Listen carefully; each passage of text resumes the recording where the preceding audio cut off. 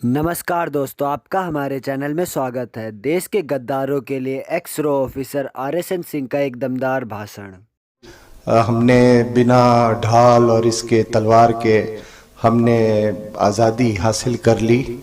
इससे बड़ा झूठ, इससे बड़ा झूठ हिंदुस्तानियों के साथ नहीं, हिंदुस्तानियों के बीच में नहीं फैलाया गया है। वास्तविकता ये है, मैं एक मिसाल आपको देता हूं।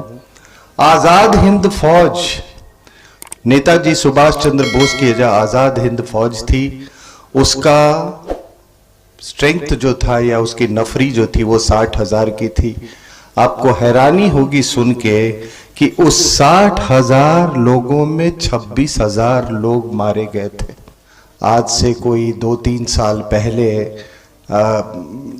JNK में जो भी हो रहा था उसके बारे में अंदाज़ा लोगों को था, लेकिन इतनी गहराई से और एक बिल्कुल एक एजेंडा कंट्री का बन जाए ऐसी बात नहीं थी। तो इसका श्रेय बहुत हद तक आपको मीडिया को देना होगा, स्पेशली टेलीविज़न मीडिया को। तो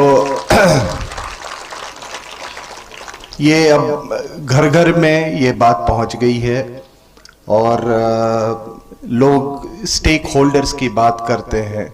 कई इंटरलोक्यूटर्स के टीम तैयार हुए पिछले 2 दशक में और स्टेक होल्डर्स की बात होती थी। तो मेरा ये कहना है कि जिस तरीके से एक JNK में रहने वाला एक व्यक्ति, एक सिटीजन, जिस तरह से ये आगरा उसका है, उसी तरह हर आगरा वासी और यहाँ सारे बैठे हुए लोगों का जम्मू एंड कश्मीर है। वो भी उतना ही उसका स्टेक होल्डर है। ये केवल हुर्रियत और फारूक अब्दुल्ला और ये मुफ्ती, ये केवल स्टेक होल्डर्स नहीं है। स्टेक होल्डर्स हम और आप हैं, क्योंकि जम्मू एंड कश्मीर हमारा एक अभिन्न हिस्सा है। और ख़ास करके आप ये देखें कि मैं सेना में नौकरी कर चुका हूँ, मैं सियाचिन ग्लेशियर में रह चुका हूँ, मैं लाइन ऑफ कंट्रोल में मैंने काम किया है, मैंने कश्मीर घाटी में काम किया है। तो हमारे लोगों ने बड़ा मेहनत से काम किया है, हमने बहुत खून बहाया है। तो आखिर जम्मू एंड कश्मीर मेरा नहीं है तो और किसका है, आप बताओ। लेकिन ये शुरुआत में वो कुछ कविताएं सुना रहे थे, तो उन्होंने एक बात कही कि हमने बिना ढाल और इसके तलवार के हमने आज़ादी हासिल कर ली। इससे बड़ा झूठ, इससे बड़ा झूठ हिंदुस्तानियों के साथ नहीं, हिंदुस्तानियों के बीच में नहीं फैलाया गया है। वास्तविकता ये है, मैं एक मिसाल आपको देता हूं।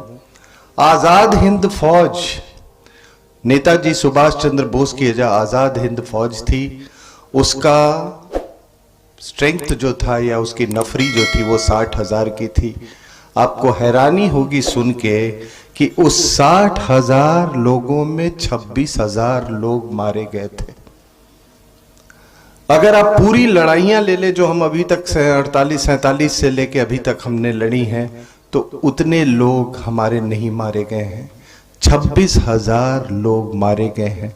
तो ये कौन कहता है कि हमने बिना खून बहाए आज़ादी दी थी? ये मैं थोड़ा टॉपिक से हट के मैंने सोचा ये आपको बताना बहुत ज़रूरी है। लोग कहते हैं भारत छोड़ो आंदोलन, आपको वास्तविकता मालूम है भारत छोड़ो आंदोलन की? 8 अगस्त 1942 को भारत छोड़ो आंदोलन डिक्लेयर किया गया और उसी दिन जितने शीर्ष के नेता थे हिंदुस्तान के, वो सारे के सारे उसी दिन जेल में चले गए और तब तक नहीं निकले जब तक कि वर्ल्ड वॉर खत्म नहीं हो गया 1945 तक। तो आप समझ से, इसीलिए वो पीटर आउट कर गया वो भारत छोड़ो आंदोलन। लेकिन एक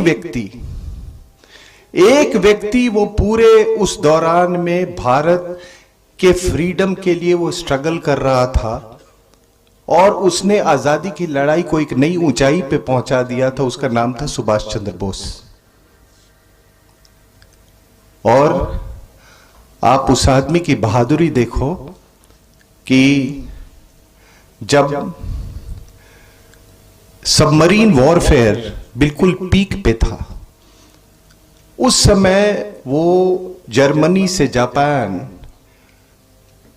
सबमरीन एक पनडुब्बी में बैठ के वो आए और केप ऑफ गुड होप के आसपास में उनका ट्रांसफर हुआ जर्मन टू जापानीज सबमरीन में। और उस समय सी कंडीशंस इतनी तूफानी थी कि वो जो कैप्टन था वो जर्मनी का, वो बोला कि आप मत जाइए, आप मत जाइए आप। और वो नॉन स्विमर थे।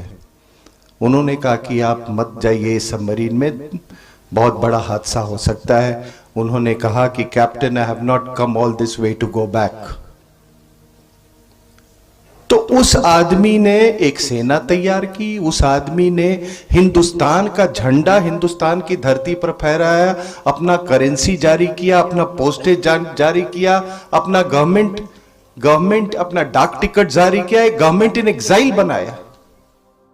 सुभाष चंद्र बोस में एक और बहुत बड़ी बात थी कि वो जवाहरलाल नेहरू की तरह, वो क्या कहते हैं, वो सिल्वर स्पून लेके पैदा नहीं हुए थे।